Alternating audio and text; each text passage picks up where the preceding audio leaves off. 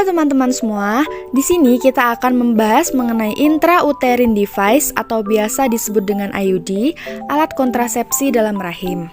Nah, sebelum membahas mengenai IUD, izinkan kami memperkenalkan diri terlebih dahulu.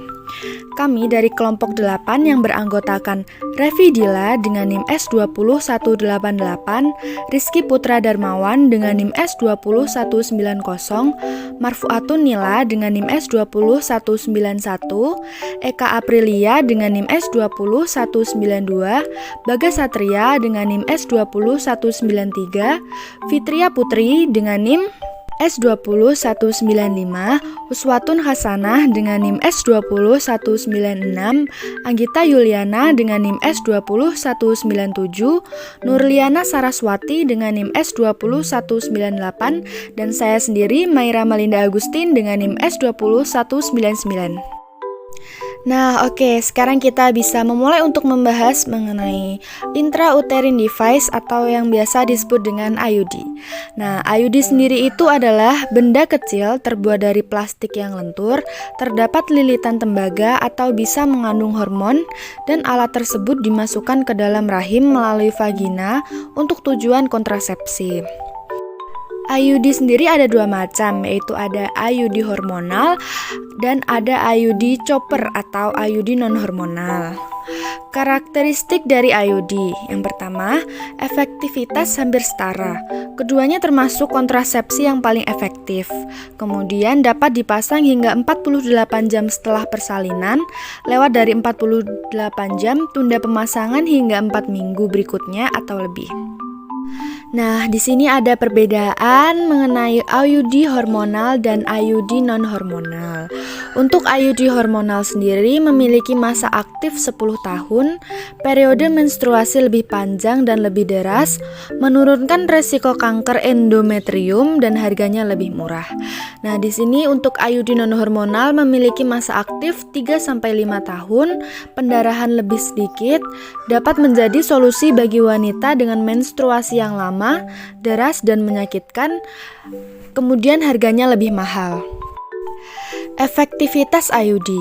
IUD sendiri efektif dalam mencegah kehamilan 98-100%. Teknik pemasangannya mudah dan tidak sakit, kejadian ekspulsi rendah, tidak mudah menimbulkan perforasi, tidak banyak menimbulkan komplikasi, tidak banyak menimbulkan trauma, dan dapat kembali kesuburan setelah segera dilepas. Lalu gimana sih cara kerja IUD itu sendiri?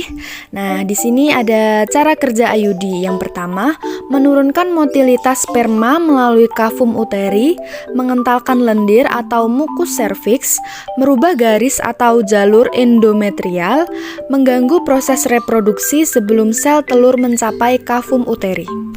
Kemudian di sini ada keuntungan dari IUD, yaitu yang pertama, metode jangka panjang, tidak ada efek samping hormonal, tidak berpengaruh pada kualitas dan jumlah ASI, dapat digunakan sampai menopause, tidak ada interaksi obat-obatan, serta membantu mencegah kehamilan ektopik atau kehamilan di luar rahim. Selain ada keuntungan dari IUD, IUD sendiri juga ada kerugiannya. Yang pertama yaitu tidak mencegah infeksi menular seksual, tidak baik digunakan oleh wanita IMS atau suka berganti-ganti pasangan. Penyakit radang panggul, memeriksa posisi benang secara rutin, tidak dapat melepas alat IUD sendiri. Sedikit nyeri dan pendarahan dapat terjadi setelah pemasangan IUD. Kemudian ada kontradiksi pemasangan IUD. Yang pertama kehamilan, yang kedua infeksi genital aktif IMS, yang ketiga tumor ganas pada genital, yang keempat ada metrorrhagia yang belum disembuhkan, yang kelima ada kelainan anatomi, yang keenam penyakit pada uterus dan serviks. Prosedur pemasangan IUD yang pertama yaitu memeriksa ukuran dan posisi rahim, membersihkan leher rahim dan vagina dengan cairan antiseptik, mendeteksi adanya kelainan pada rahim, memposisikan leher rahim agar sejajar dengan rahim. Nah, setelah pemasangan IUD, kapan sih kita harus periksa ulang? Nah, kita harus periksa ulang IUD yaitu minggu setelah pemasangan, 1 bulan setelah pemeriksaan pertama, 3 bulan setelah pemeriksaan kedua, dan setiap 6 bulan sampai 1 tahun. Baik, kemudian ada kapan kita harus melepas IUD?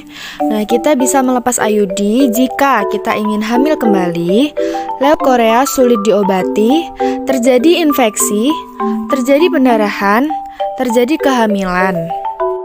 Baik, itu tadi sedikit penjelasan mengenai IUD, alat kontrasepsi dalam rahim. Terima kasih telah menonton video ini sampai selesai, dan sampai jumpa di kesempatan yang berikutnya.